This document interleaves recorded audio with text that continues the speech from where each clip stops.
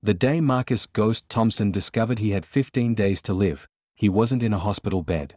He was in cell block D of Blackwater Maximum Security Penitentiary, staring at a crack in the concrete wall that looked like a lightning bolt. The prison doctor had delivered the news with the emotional investment of someone reading a grocery list. Stage 4 pancreatic cancer. Aggressive. Inoperable. 2 weeks, maybe 3 if he was unlucky. Ghost was 47 years old. He'd been locked up for 23 of those years. Murder in the first degree. Life without parole. And now, with death crawling through his organs like fire through dry paper, he realized he'd never actually killed anyone. Officer Daniel Reeves watched Ghost receive the news through the reinforced glass of the medical wing. He'd been working at Blackwater for 6 years, and he'd seen men get death sentences before. Some screamed. Some cried. Some laughed. Ghost did none of those things. He just nodded slowly, like the universe had finally confirmed something he'd always suspected, and walked back to his cell with the same measured steps he'd used for over 2 decades. Daniel should have felt nothing. That's what they teach you in corrections training. Don't get attached. Don't see them as people. See them as numbers, as security risks, as bodies to be moved from point A to point B until their sentence expires or they expire first. But there was something about Ghost that had always bothered Daniel. Something that didn't fit. Ghost never caused trouble. Never joined a gang. Never participated in the violence that erupted like clockwork in every maximum security facility. He just existed, quiet and still, like a man serving penance for something the rest of the world couldn't see.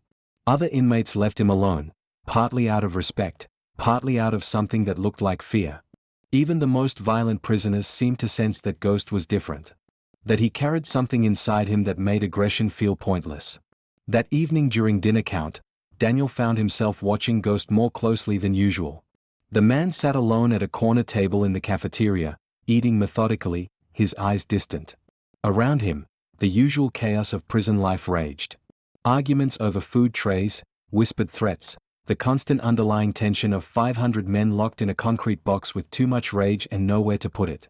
But Ghost existed in his own bubble of silence, untouched by the storm. After the meal, during the return to cells, something happened that changed everything.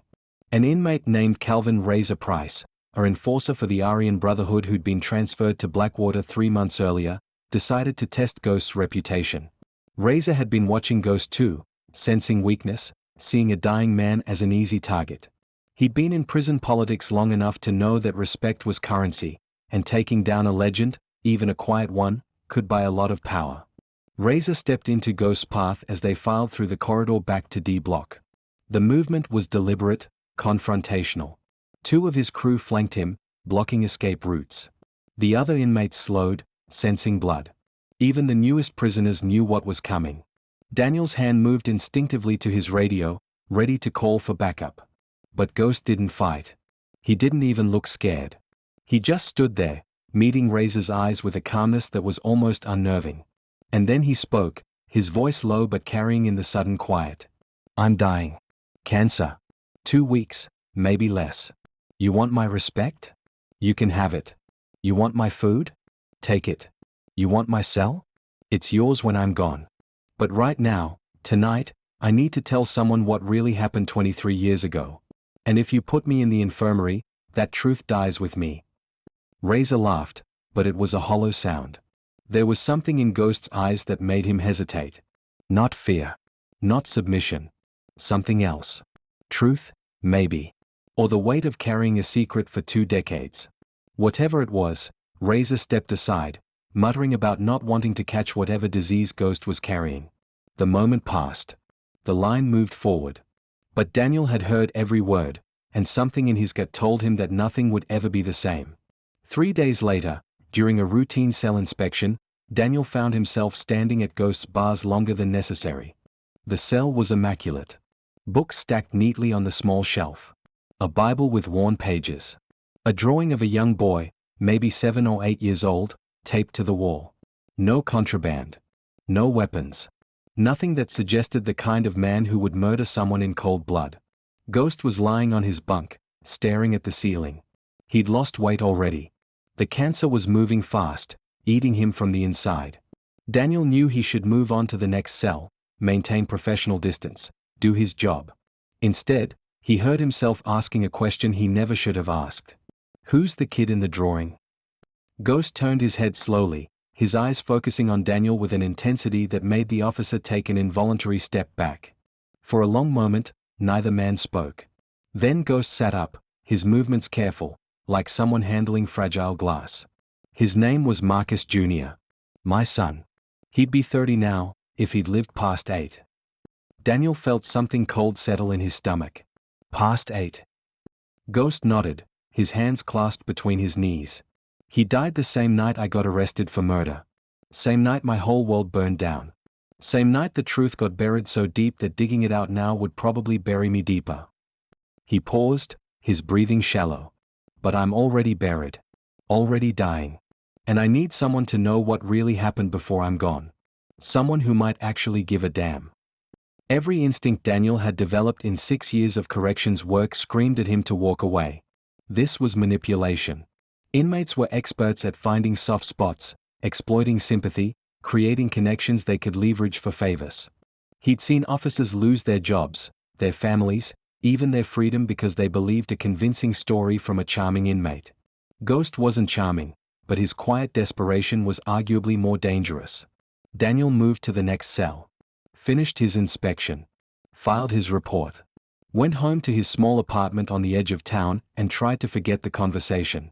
But that night, lying in bed, he couldn't stop thinking about the drawing on Ghost's wall.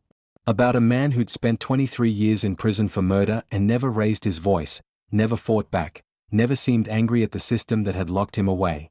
About a dying prisoner who wanted to tell the truth to someone, anyone, before death silenced him permanently. The next morning, Daniel did something that would eventually cost him everything. He accessed Ghost's case file through the prison database. What he found in those yellowed reports and faded photographs made his blood run cold. Marcus Thompson had been arrested in July of 2002 for the murder of Detective Raymond Walsh, a decorated police officer with 15 years on the force. According to the official report, Thompson had been running a drug operation out of a warehouse on the south side of Detroit. Walsh had been investigating the operation for months. When Walsh moved in to make arrests, Thompson had ambushed him, shooting him 3 times at close range. Witnesses placed Thompson at the scene. Ballistics matched a gun found in Thompson's car. The jury had deliberated for less than 4 hours. But as Daniel dug deeper, reading through the trial transcripts, he started noticing things that didn't add up. Thompson had no prior arrests. No history of violence. No connection to any known drug organizations. The witnesses who placed him at the scene were all career criminals with deals on the table. The gun found in his car had no fingerprints. And buried in the medical examiner's report was a detail that seemed almost deliberately obscured. Detective Walsh hadn't just been shot. He'd been tortured first. Beaten severely. The kind of violence that suggested rage, personal vendetta, something far more intimate than a drug dealer eliminating a threat. Daniel kept digging, spending his off hours in the prison's archive room, pulling old boxes of evidence logs and investigation reports. He learned that Marcus Thompson had been a factory worker at the time of his arrest. Married. 1 son. No criminal record. He'd been coaching his kids' little league team. The man in these reports didn't match the cold-blooded killer the prosecution had painted. And then Daniel found something that changed everything. A supplementary report filed 3 days after the initial arrest, written by a different detective, someone named Sarah Chen. The report was brief, almost dismissive, but it mentioned an alternative theory that had been investigated and discarded. Chen had suggested that Walsh might have been involved in something beyond the drug investigation. She'd noted irregularities in Walsh's financial records, unexplained deposits, meetings with individuals connected to organized crime. But her theory had been shut down by her superiors. Walsh was a hero. Questioning his integrity was career suicide. The report had been buried, and so apparently, had the truth. Daniel spent 3 sleepless nights wrestling with what he'd learned. On the 4th night, he made a decision that would define the rest of his life. During the late shift, when most inmates were locked down and the prison was as quiet as it ever got, Daniel approached Ghost's cell. Ghost was sitting on his bunk, the Bible open in his lap, though Daniel suspected he wasn't really reading. The cancer had progressed visibly. His skin had taken on a gray pallor. His eyes were sunken. Time was running out faster than anyone had predicted. Tell me what really happened, Daniel said quietly. Tell me everything. Ghost looked up, surprise flickering across his face. Then something else. Hope, maybe, or the ghost of it.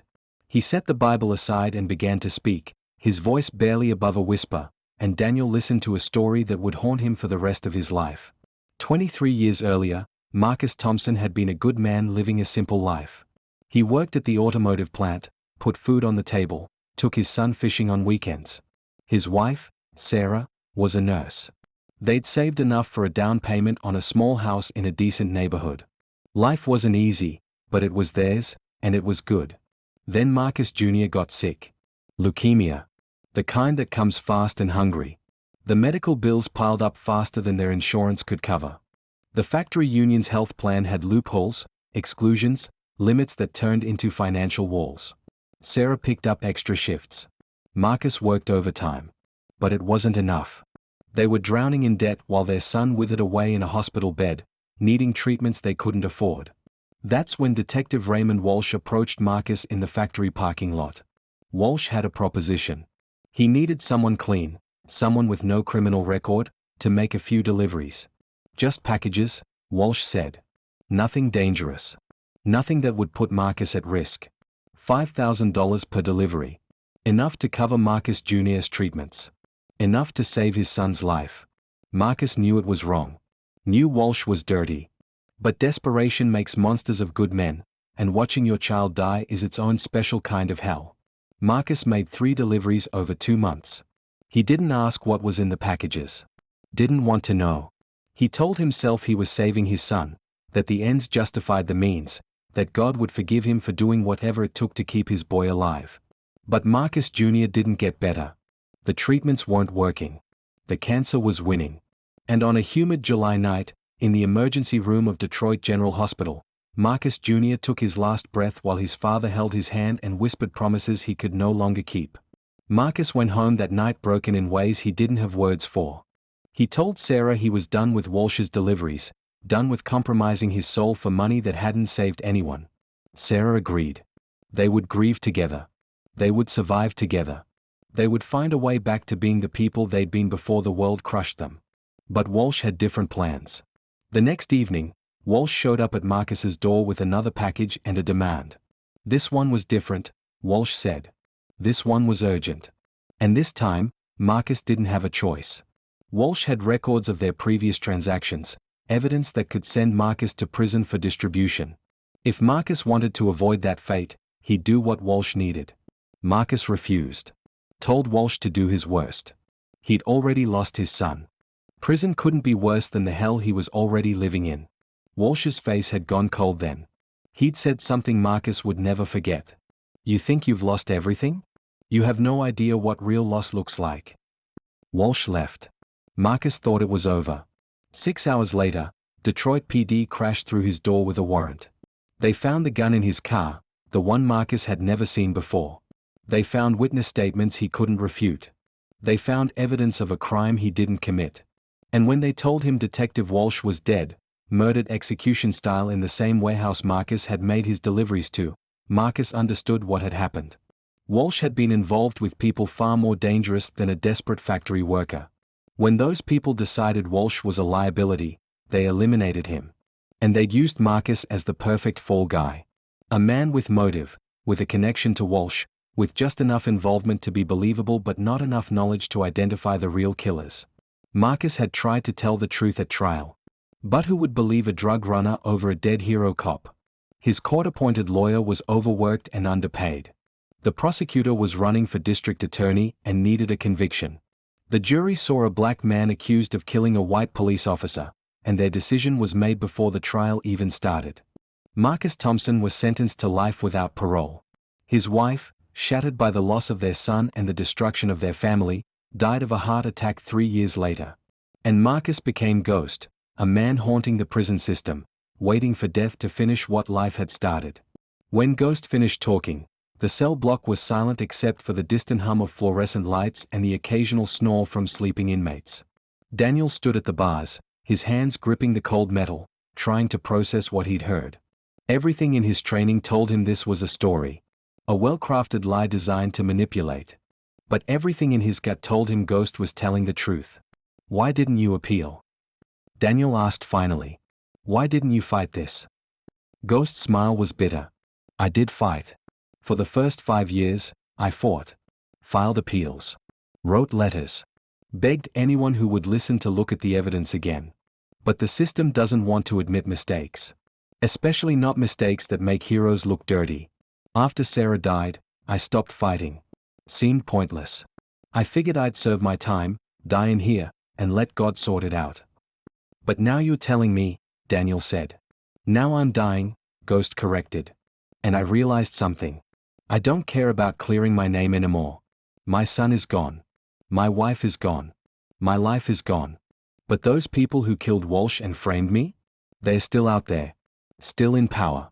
Still destroying lives. And if I die without telling someone the truth, they win. Completely. Permanently.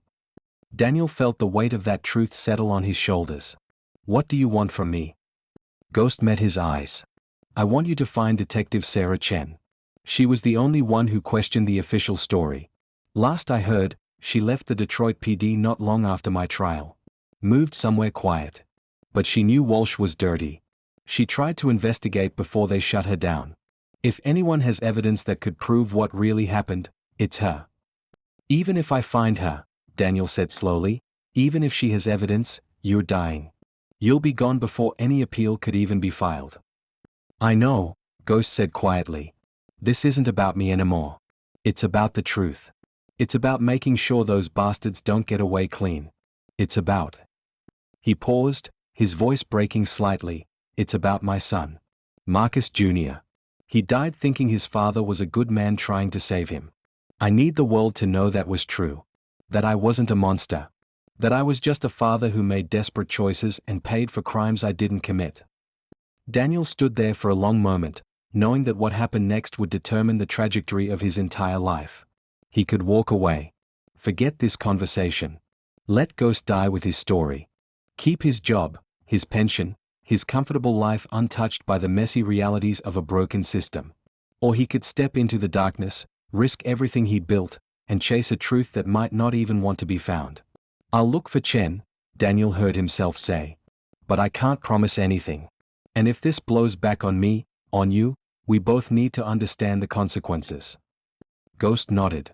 I'm already dying. What more can they do to me? What Ghost didn't know, what neither of them could have predicted, was that the people who framed him had never stopped watching. That finding the truth would require Daniel to navigate a conspiracy that reached far beyond one dirty cop and one wrongful conviction. That the cost of justice would be measured in blood, betrayal, and the kind of choices that no decent person should ever have to make. But that understanding would come later, in the darkest hours, when Daniel would stand at a crossroads between right and wrong and realize that sometimes the two aren't as different as we'd like to believe. Daniel spent the next week searching for Sarah Chen in whatever spare moments he could find. Prison work consumed most of his time, 12-hour shifts that blurred together in a monotonous cycle of counts, shakedowns, and endless vigilance. But during breaks, during the hours when he should have been sleeping, Daniel became an investigator, using every resource available to track down a detective who had disappeared from the system nearly 2 decades ago. The Detroit Police Department had no forwarding information for Chen. She'd resigned in 2003, less than a year after Marcus Thompson's conviction. Her personnel file was clean. No disciplinary actions. No complaints. Just a resignation letter that cited personal reasons and a forwarding address that led to a P.O. box that no longer existed. Daniel tried social media, public records, property tax databases. Nothing. Sarah Chen had vanished as thoroughly as any person could in the modern era. Either she'd changed her name, moved off-grid, or someone had helped her disappear. Each dead end made Daniel more convinced that Ghost's story was true. People who had nothing to hide didn't erase themselves from existence.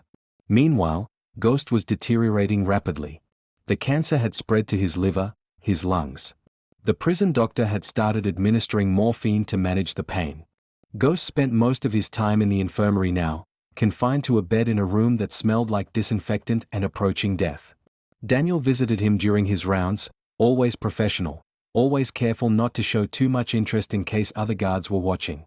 But in those brief moments, Ghost's eyes would ask the question his lips couldn't. "Have you found her?" And Daniel would give the smallest shake of his head, watching hope dim a little more each time. On day 11 of Ghost's death sentence, something broke in Daniel's favor. He'd been reviewing old newspaper archives from 2002 and 2003, looking for any mention of Sarah Chen. Most articles about the Walsh murder focused on the crime, the investigation, the trial. Chen's name appeared only occasionally, always in passing, as one of several detectives assigned to the case. But in a small community newspaper from a suburb of Detroit, Daniel found something unexpected. A letter to the editor, published 3 months after Thompson's conviction, written by someone who signed only as SC. The letter was brief, carefully worded, but its message was clear. It questioned the rush to judgment in the Walsh case. It suggested that uncomfortable truths had been buried in favor of convenient conclusions. It ended with a quote that made Daniel's pulse quicken. "Justice delayed is justice denied, but justice perverted is justice destroyed." The newspaper's offices had long since closed, but their archives were digitized. Daniel found the contact information the letter writer had provided to the editor. An email address. No longer active, but the domain name gave him something to work with. It belonged to a small law firm in northern Michigan, a place called Traverse City, 300 miles from Detroit. Daniel called the firm. A receptionist answered, polite but guarded. He asked if they had any records of a former employee or client named Sarah Chen. The receptionist said she couldn't provide that information without a warrant. Daniel thanked her and hung up, knowing that asking for a warrant would raise questions he couldn't answer.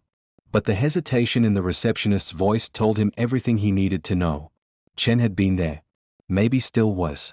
That evening, Daniel made a decision that would cost him his job and possibly his freedom. He called in sick for the next 3 days. Told his supervisor he had the flu, needed to recover. Then he got in his car and drove north, through the dark Michigan countryside, chasing a ghost of his own. Traverse City was a tourist town on the edge of Lake Michigan, the kind of place where people came to forget about the complexities of real life. Daniel arrived just after dawn, exhausted from the night drive but running on adrenaline and coffee. He found the law firm easily enough. It occupied the second floor of a renovated Victorian house, with a small bronze plaque by the door. Chen and Amp, Associates. Family law. Immigration. Civil rights. Daniel sat in his car across the street, watching the building. At 8:30, people started arriving. Paralegals, secretaries, junior attorneys with briefcases and purpose. At 9:15, a woman in her late 50s stepped out of a silver sedan and walked toward the building with the confidence of someone who owned the space she occupied. She had gray streaks in her black hair, worn in a professional cut. Reading glasses hung from a chain around her neck. She was dressed in business casual, carrying a leather bag that looked expensive but well used. But it was her eyes that confirmed Daniel's suspicions. They swept the street with practiced awareness, the kind of attention to surroundings that never really leaves people who've spent years in law enforcement. This was Sarah Chen. Not a detective anymore, but carrying the instincts of one. Daniel waited until she'd been inside for 30 minutes. Gave her time to settle in, check emails, prepare for whatever her day held. Then he crossed the street, climbed the stairs, and walked into a small reception area decorated with plants and landscape photography. The receptionist, a young woman with bright eyes and a professional smile, asked how she could help him. "I need to speak with Sarah Chen," Daniel said. "It's about Marcus Thompson." The smile disappeared. The receptionist's hand moved toward her phone. "Do you have an appointment?" "No. But I work at Blackwater Prison. Thompson is dying. Cancer. He has less than a week." A letter to the editor. Your firm's name on a domain registry. Daniel met her eyes. You made yourself hard to find, but not impossible. Not if someone was really looking. Chen studied him for a long moment. You're a corrections officer at Blackwater. What's your interest in Marcus Thompson? Daniel told her everything. About finding Ghost's case file. About the inconsistencies in the investigation. About Ghost's story of Walsh's corruption and the frame job. About the dying man's request to find the one person who had questioned the official narrative. He left nothing out, knowing that Chen would spot any deception instantly. When he finished, Chen was silent. She stood and walked to the window, staring out at the gray water of the lake. When she finally spoke, her voice carried 20 years of frustration and regret. I knew Marcus Thompson was innocent. Knew it from the moment I started looking at the evidence. But I was a junior detective. Walsh was a legend. And the people behind Walsh's murder had enough power to bury anyone who asked the wrong questions. She turned back to face Daniel. Walsh wasn't just dirty. He was the tip of a very large, very organized criminal enterprise that had infiltrated the Detroit PD at multiple levels. He was running drugs, guns, protection rackets. All under the cover of being a decorated officer. I found financial records showing payments to offshore accounts. Recordings of conversations with known criminals. Enough to blow the whole thing wide open. What happened to that evidence? Daniel asked, though he already knew the answer. It disappeared, Chen said flatly. From the evidence room. From my desk. From my home computer. Someone erased it all and made it very clear that if I kept digging, I wouldn't just lose my job. I'd lose my life. So I resigned. Changed careers. Moved somewhere I could sleep without checking the locks 3 times every night. But you kept digging, Daniel said. It wasn't a question. Chen's smile was grim. I'm a stubborn woman, Officer Reeves. And I don't like bullies. I've spent the last 20 years quietly gathering evidence, building a case, documenting every connection between Walsh's operation and the people who covered it up. But I never had the one thing I needed to make it stick. A living witness who could testify to Walsh's corruption. A victim who could put a human face on what these monsters destroyed. Ghost, Daniel said. Marcus Thompson, Chen corrected sharply. He's not a ghost. He's a man. A father who made desperate choices and paid for someone else's crimes. And if he's dying, if we only have a few days, then we need to move fast. Move how? Daniel asked. Even if you have evidence, even if Thompson testifies, the system that convicted him is the same system that would have to overturn his conviction. They're not going to admit they were wrong. Not when it means exposing corruption at that level. Chen's eyes hardened. Then we don't go through the system. We go around it. Media. Federal investigators. Civil rights organizations. We make enough noise that ignoring it becomes more dangerous than addressing it. We force their hand. She pulled a flash drive from her desk drawer. Everything I've gathered is on here. Names. Dates. Financial records. Recordings. Enough to destroy a dozen careers and send several people to prison. But if we do this, Officer Reeves, you need to understand what you're getting into. The people who framed Marcus Thompson, who killed Walsh when he became a liability, who have protected their conspiracy for 2 decades, they won't hesitate to eliminate anyone who threatens them. That includes you. That includes me. And if Thompson lives long enough to testify, it will definitely include him. Daniel thought about his job, his quiet life, his carefully maintained distance from the darkness of the system he worked within. He thought about Ghost lying in the prison infirmary, dying with a truth that no one wanted to hear. He thought about Marcus Jr., a boy who never got to grow up, who died thinking his father was a good man. And Daniel realized that some choices aren't really choices at all. They're inevitable conclusions to stories that started long before you understood you were part of them. What do we do first? He asked. Chen smiled, and for the first time since he'd met her, Daniel saw the detective she used to be. Sharp. Determined. Dangerous to anyone standing between her and justice. First, we get Marcus Thompson's statement on record. Video, audio, signed affidavit. Everything. Then we contact the FBI's Public Corruption Unit and the U.S. Attorney's Office simultaneously. We flood the system with evidence from multiple directions. Make it impossible to bury. And we do it all in the next 48 hours, before your dying inmate runs out of time. Daniel nodded. I'll need to get back to Blackwater tonight. Get Thompson ready. But the prison monitors all visits, all communications. We can't do this through official channels without them shutting us down before we start. Chen pulled out her phone, made 3 quick calls. When she finished, she had a van, a camera crew, and a civil rights lawyer all scheduled to arrive at a location just outside Blackwater's jurisdiction in exactly 16 hours. We are not going through official channels, she said. We're going to do something much more direct. And much more dangerous. Daniel should have been scared. Should have hesitated. But all he felt was a strange sense of inevitability, like his entire life had been leading to this moment, to this choice, to this chance to do something that actually mattered.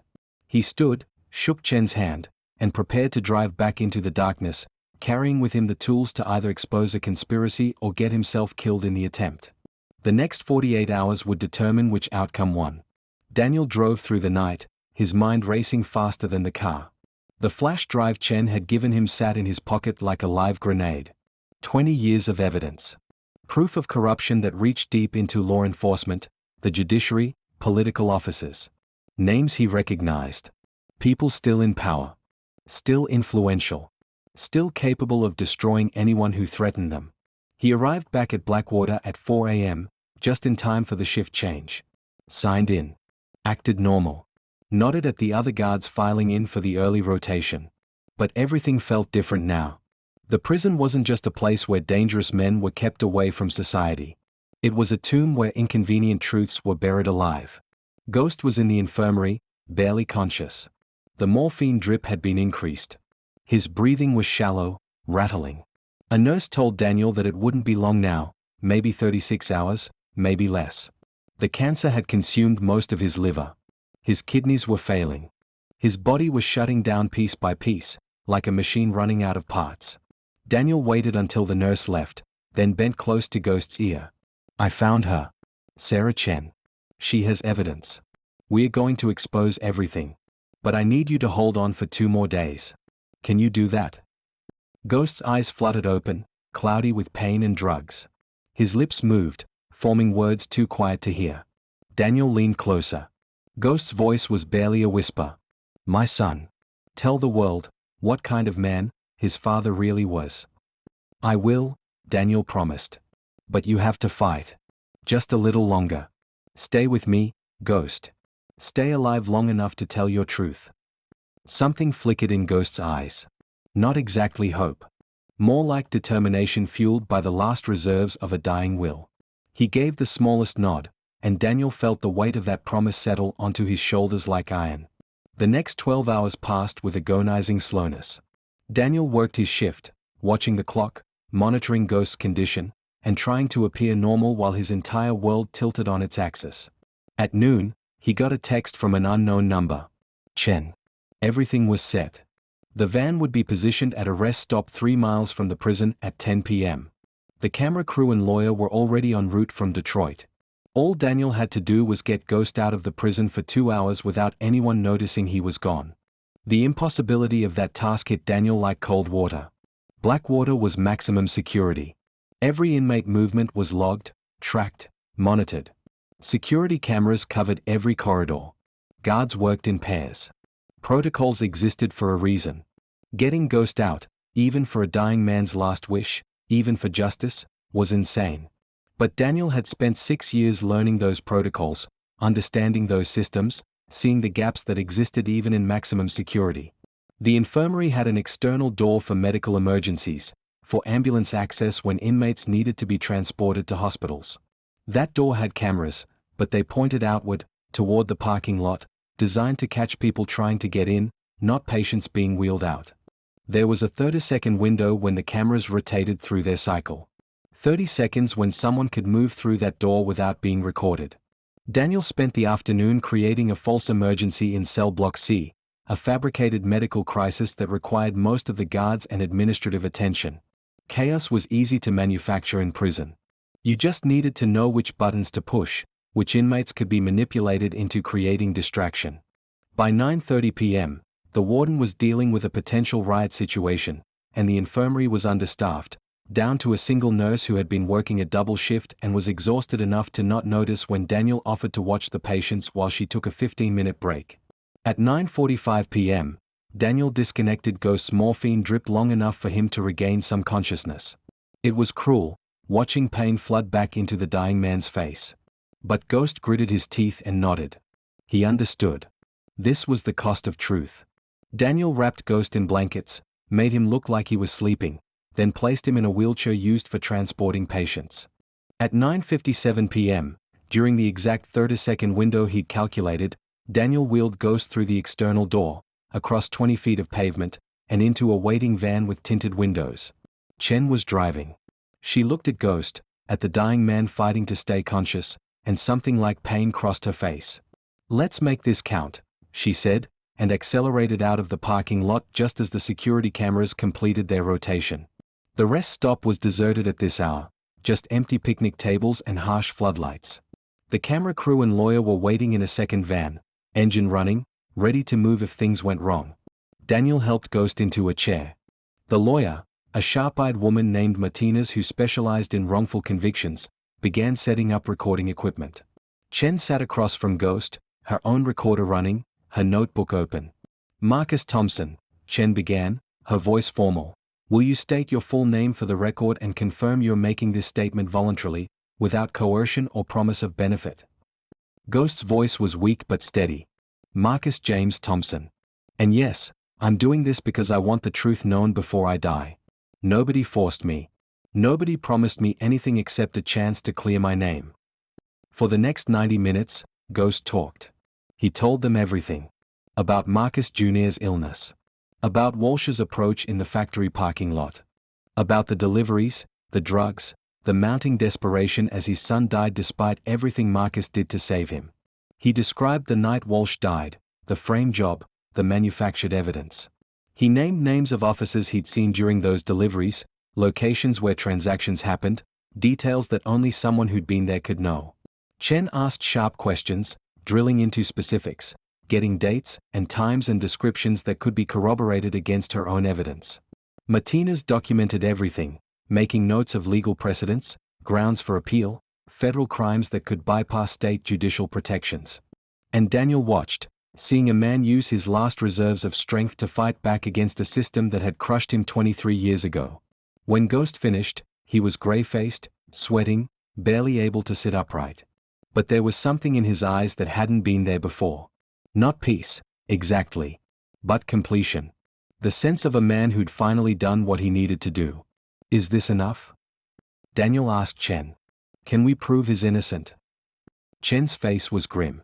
"It's enough to create reasonable doubt. Enough to force an investigation. Enough to make powerful people very uncomfortable. But exoneration? That takes time. Appeals. Legal battles. Years, probably." "He doesn't have years," Daniel said. "He doesn't have days." Martinez spoke up. "Then we use what we have to force a faster timeline. We release this statement to every major media outlet simultaneously, along with Ms. Chen's evidence. We make this a national story. Put pressure on the governor to investigate. Contact civil rights organizations. Make enough noise that letting Marcus Thompson die in prison becomes more politically dangerous than addressing what happened to him. And when the people who framed him find out what we are doing?" Daniel asked. "When they realize their conspiracy is about to be exposed." Chen's expression was hard. "Then things get dangerous. For all of us." They got Ghost back to the prison at 11:58 p.m., 2 minutes before the nurse's break ended. Daniel reconnected the morphine drip, watched Ghost's face relax as the pain medication flooded back into his system. The dying man's eyes found Daniel's, and he mouthed 2 words. "Thank you." Daniel went home that night knowing he'd just committed multiple felonies. Removing an inmate from custody, even temporarily, even for the best reasons, was grounds for immediate termination and criminal prosecution. He'd violated every protocol, broken every rule, and placed his entire future in the hands of a civil rights lawyer and a detective who'd spent 20 years hiding from the people she was about to expose. But when Daniel closed his eyes that night, he didn't see prison bars or disciplinary hearings or the career he'd just destroyed. He saw a drawing on a cell wall. A boy named Marcus Jr. who died too young, whose father had spent 2 decades paying for someone else's crimes. And Daniel knew that whatever came next, he'd made the right choice. The next morning, the world exploded. Chen released the statement and evidence to 15 major media outlets at exactly 6 a.m. By 7 a.m., it was trending on social media. By 8 a.m., news trucks were parked outside Blackwater's gates. By 9 a.m., the governor's office was issuing carefully worded statements about investigating potential miscarriages of justice. And by 10 a.m., Daniel was arrested. The Internal Affairs interrogation room was exactly what Daniel expected. Gray walls. Metal table. 2 chairs bolted to the floor. A camera in the corner recording everything. 2 investigators sat across from him, their faces professional masks hiding whatever they really thought about a corrections officer who'd smuggled a dying inmate out of prison to record a confession that was currently destroying careers across the state.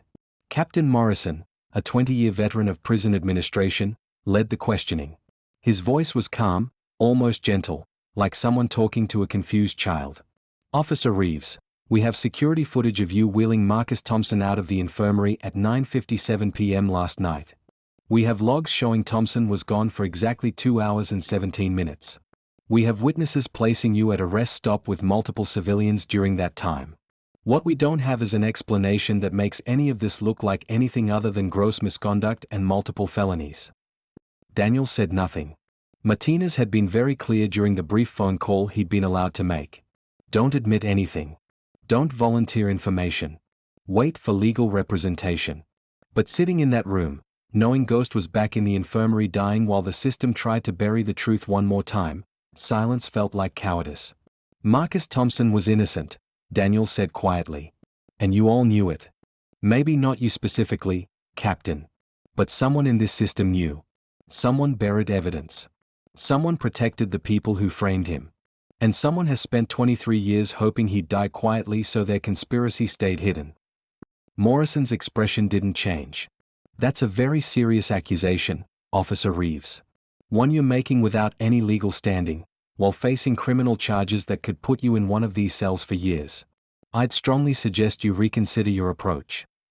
"I don't need legal standing," Daniel said. "Sarah Chen's evidence has legal standing. Thompson's testimony has legal standing. And when federal investigators start digging, when journalists start connecting dots, when civil rights organizations start demanding answers, you'll all have to choose between protecting criminals and protecting your own careers." Morrison leaned back, his calm facade cracking slightly. "You think you're a hero, Reeves? You think smuggling a dying inmate out of prison makes you some kind of champion of justice? You're a criminal. You violated your oath. You endangered security. And when this is all over, when the media circus moves on to the next story, you'll still be facing charges. Thompson will still be dead. And the system will still be here, doing what it's always done." "Crushing innocent people?" Daniel asked. "Maintaining order," Morrison corrected. "Justice isn't always pretty, Officer Reeves. Sometimes innocent people get caught in the gears. It's unfortunate. It's regrettable. But the alternative is chaos. Do you understand what happens if we start second-guessing every conviction? If we let bleeding hearts like you undermine public confidence in law enforcement? The whole structure collapses. And that helps no one." Daniel stared at the man across from him, seeing clearly for the first time what he'd spent 6 years working alongside.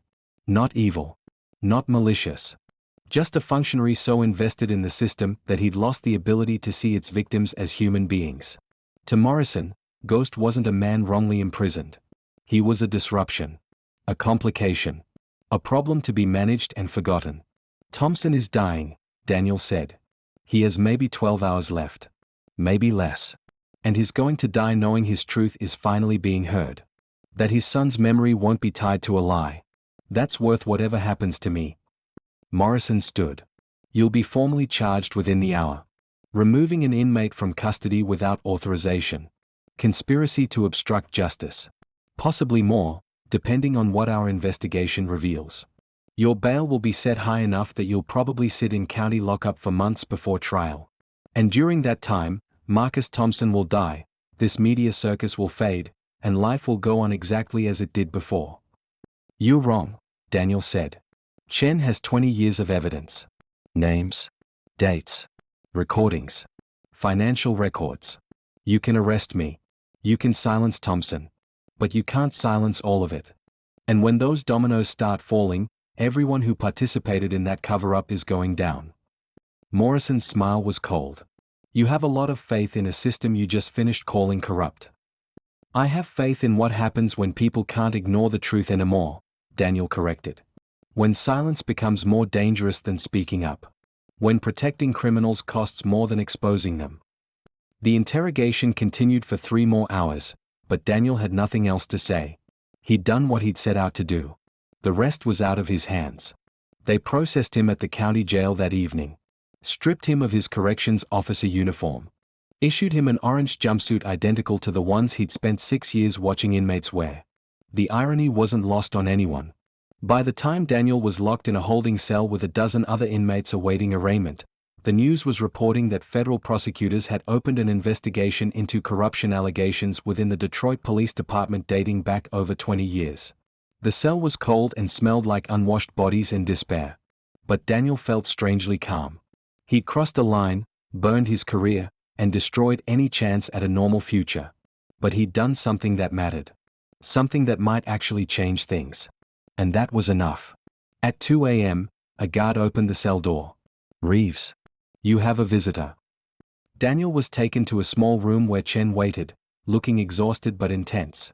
She sat down across from him, her eyes blazing. "Thompson died an hour ago. Kidney failure." The prison tried to keep it quiet, but word got out. Half the country is talking about a man who spent 23 years in prison for a crime he didn't commit and died before he could see justice. Daniel felt something break inside him. Did he know? Before he died, did he know his story was being heard? Chen nodded. "I called him this afternoon. Spoke to him for 10 minutes before he lost consciousness. He knew. Said it was enough. Said to tell you thank you for keeping your promise." They sat in silence for a moment. Then Chen pulled out her phone, showed Daniel the screen. News articles. Social media posts. Petitions calling for investigations. Federal prosecutors issuing subpoenas. The governor announcing a special commission to review wrongful convictions. And buried in one article, a detail that made Daniel's breath catch. Detective Raymond Walsh's former partner had come forward, willing to testify about corruption he'd witnessed but been too afraid to report. "It's working," Chen said quietly. "The dominoes are falling. We are not there yet. But Thompson's death is making it impossible for them to ignore what happened. His sacrifice meant something." "Sacrifice," Daniel repeated bitterly. "That's a nice word for what the system did to him." "That's what you did for him," Chen corrected. "You gave him a chance to die with dignity. To clear his name. To honor his son's memory. That's more than most people in his situation ever get." Daniel looked at her. "What happens now?" Chen's expression was grim. "Now we fight. You're facing serious charges. I've already contacted a defense attorney who specializes in cases like this. We are going to argue that you acted to prevent a greater injustice. Necessity defense. It's risky, but with the attention Thompson's case is getting, with federal investigations opening, with public opinion shifting, you might actually walk away from this." "And if I don't?" "Then you serve time in a prison just like Blackwater, where everyone knows you're the officer who went against the system. That's going to be very difficult, Daniel. Possibly dangerous." Daniel thought about Ghost's cell, about the drawing on the wall, about a man who'd spent 23 years maintaining dignity in the face of injustice. "I can handle it." Chen studied him for a long moment. "You're a good man, Daniel Reeves. Better than most. But goodness doesn't protect you from the consequences of doing the right thing. Remember that in the coming months. When it gets hard. When you're tempted to accept a plea deal that requires you to say Thompson was lying. When prosecutors offer you a way out that means betraying everything you fought for." "I won't betray him," Daniel said. "Or his son. Or the truth." "I know," Chen said. "That's what worries me." She left. Daniel was returned to the holding cell. And in the darkness, surrounded by men awaiting their own reckonings with justice, Daniel thought about what Ghost had said during that last conversation in the infirmary. "This isn't about me anymore. It's about the truth." The truth was out now. Spreading through media coverage, social media posts, federal investigations. Growing too large to contain, too loud to ignore. People were demanding answers.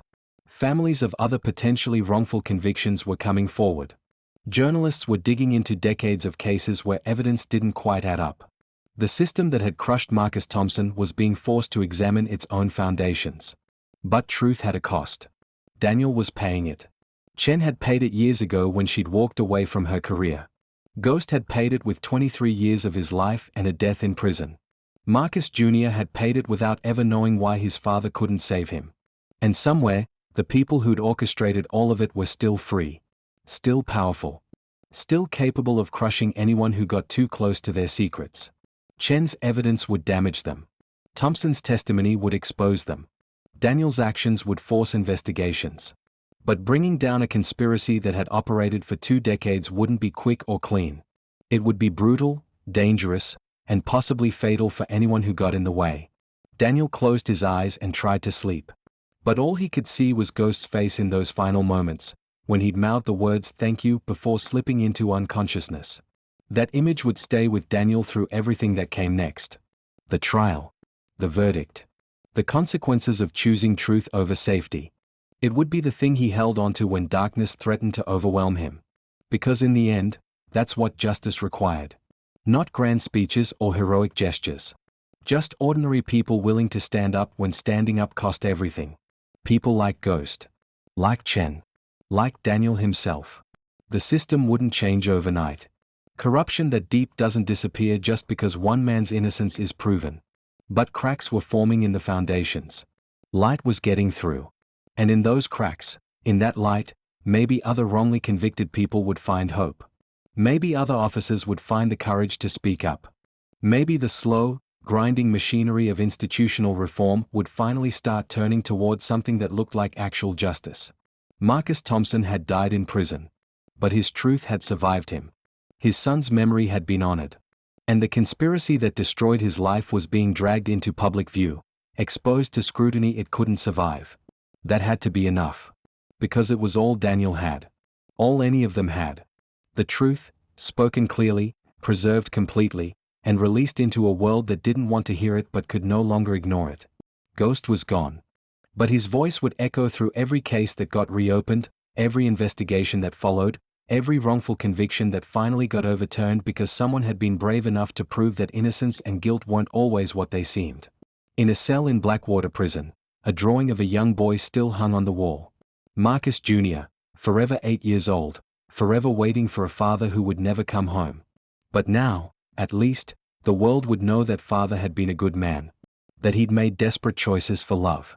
That he'd paid for crimes he didn't commit. That his sacrifice had meant something. And in the dark hours of the morning, in a county jail cell 300 miles away, Daniel Reeves closed his eyes and finally slept. Because he'd kept his promise. He'd fulfilled Ghost's last wish. He'd given truth a voice when the system wanted silence. Whatever came next, that would have to be enough. 3 months later, Daniel stood in a courtroom wearing an orange jumpsuit, his hands cuffed, waiting for a judge to decide his fate. The room was packed with reporters, activists, prosecutors, and at the back, Sarah Chen, watching with the intensity of someone who'd spent 20 years waiting for this moment. The prosecution had offered Daniel a deal multiple times. Plead guilty to a lesser charge, serve 6 months, admit that removing Thompson from custody was wrong regardless of motivation. Daniel had refused every offer. Because accepting that deal meant saying Ghost's testimony was illegal. That exposing the truth was a crime. That the system's rules mattered more than justice. Martinez had built a defense around necessity. Her argument was simple. Daniel had committed a procedural violation to prevent a greater injustice. Marcus Thompson's dying testimony had triggered federal investigations that were now exposing corruption within law enforcement, prosecutorial misconduct, and systematic failures that had sent innocent people to prison. Without Daniel's actions, that truth would have died with Thompson, and the conspiracy would have continued destroying lives. The judge, a woman named Hernandez who'd spent 30 years on the bench, had heard 6 days of testimony. Prosecutors arguing about the sacred nature of security protocols. Defense witnesses talking about wrongful convictions and institutional corruption. Expert testimony about the psychological impact of dying in prison for crimes you didn't commit. And through it all, video footage of Ghost's testimony, played again and again, his weak voice filling the courtroom with truths that made powerful people squirm. Now, Judge Hernandez looked at Daniel with eyes that had seen too much of the worst parts of the justice system to be naive about how it actually worked. When she spoke, her voice carried the weight of someone who understood that sometimes the law and justice weren't the same thing. Officer Reeves, you violated protocols that exist for legitimate safety reasons. You removed an inmate from custody without authorization. You facilitated an unsanctioned interview that, from a purely procedural standpoint, could be considered obstruction of justice. She paused. You also exposed a conspiracy that had operated for over 20 years. You gave a dying man a chance to clear his name. And you set in motion events that have led to 3 federal indictments, 2 wrongful conviction exonerations, and the reopening of over 30 cases where evidence suggests prosecutorial misconduct. The courtroom was silent. Daniel could hear his own heartbeat. This court finds you guilty of unauthorized removal of an inmate, Hernandez continued. It's a violation that cannot be excused, even given the circumstances. However, this court also recognizes that justice is not always served by rigidly applying rules that were designed to maintain order, but sometimes maintain injustice instead. She looked directly at Daniel. 6 months house arrest. 2 years probation. And a recommendation that the state's Corrections Oversight Board develop new protocols for cases where dying inmates request to make statements that could impact pending investigations. What you did was wrong procedurally. But it was right morally. And this court refuses to send a man to prison for choosing the harder right over the easier wrong. The courtroom erupted. Reporters rushing for exits to file stories. Activists celebrating a rare victory. Prosecutors looking furious at what they saw as judicial activism. And Chen, at the back of the room, allowing herself the smallest smile Daniel had ever seen on her face. Daniel was taken back to county lockup to be processed for release. His corrections officer career was over. His reputation was destroyed in certain circles, lionized in others. He'd become a symbol for criminal justice reform whether he wanted to be or not. But as he changed out of the orange jumpsuit and into the civilian clothes Martinez had brought for him, Daniel felt something he hadn't experienced in months. Peace. Chen was waiting outside the courthouse when he emerged into the late afternoon sunlight. She'd aged in the 3 months since Ghost's death, the stress of testifying in multiple investigations taking its toll. But there was something lighter in her posture now. The burden she'd carried for 20 years had finally been shared. "Walk with me," she said. They walked through the city, not talking, just existing in the same space. Finally, Chen spoke. 5 more officers have come forward. People who witnessed corruption but were too afraid to report it. The investigations are expanding. It's going to take years to untangle everything, but it's happening. Thompson's death opened a door that can't be closed now. Is that enough? Daniel asked. Is exposing corruption enough when the man who paid the price for it is dead? Chen stopped walking, turned to face him. Nothing will be enough. Thompson lost 23 years. His son died. His wife died. No amount of investigations or indictments or reforms will give him back what was taken. But his story is keeping other people from suffering the same fate. That's not everything, but it's not nothing either. She handed Daniel a folder. Inside were photographs. Ghost's funeral, attended by dozens of former inmates who'd known him, who'd been helped by his quiet kindness. Marcus Jr.'s grave, cleaned and maintained by volunteers from a wrongful conviction advocacy group. And a new headstone for Ghost's grave, paid for by Chen's law firm. It read, Marcus James Thompson, 1976 to 2024. Innocent man loving father. Bearer of truth. His last wish was for people to know what kind of man his father really was, Chen said quietly. Mission accomplished. Daniel looked at the photographs, at the grave of a man who'd spent most of his adult life in a cage, who'd died before seeing justice, but who'd managed to transform his suffering into something that mattered. What happens now? He asked. Chen shrugged. You figure out how to live with what you've done. With the choice you made. With the knowledge that doing the right thing cost you everything but was still worth it. That's harder than it sounds. I've spent 20 years figuring it out myself. Did you? Daniel asked. Figure it out. Chen's smile was sad. I'm still working on it. But seeing Thompson's testimony make a difference, seeing those investigations open, watching the system finally start addressing its own corruption, that helps. It doesn't erase the cost. But it makes the sacrifice mean something. They parted ways at a street corner, Chen heading back to her car, Daniel walking into an uncertain future. He had no job. No career prospects. A criminal record that would follow him forever. But he also had something else. The knowledge that he'd stood at a crossroads between comfortable silence and difficult truth, and he'd chosen the path that let him sleep at night. 6 months later, Daniel was working as an investigator for a civil rights law firm that specialized in wrongful conviction cases. The house arrest had ended. The probation was manageable. And he discovered that his 6 years in corrections, his understanding of how the system worked and where it failed, made him uniquely qualified to identify cases where inmates might be innocent but had no one fighting for them. Chen called him occasionally, updating him on the ongoing investigations. 14 officers had been indicted. 3 prosecutors were facing disbarment. The governor had signed legislation creating an independent review board for wrongful conviction claims. It wasn't enough. It would never be enough. But it was progress fueled by Ghost's sacrifice and Daniel's choice to make that sacrifice matter. On what would have been Marcus Jr.'s 30th birthday, Daniel drove to the cemetery where both father and son were buried. Someone, probably Chen, had left flowers at both graves.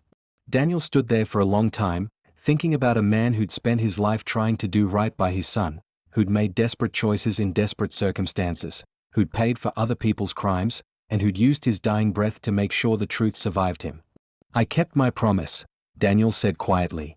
"The world knows what kind of man your father was. Knows he loved you.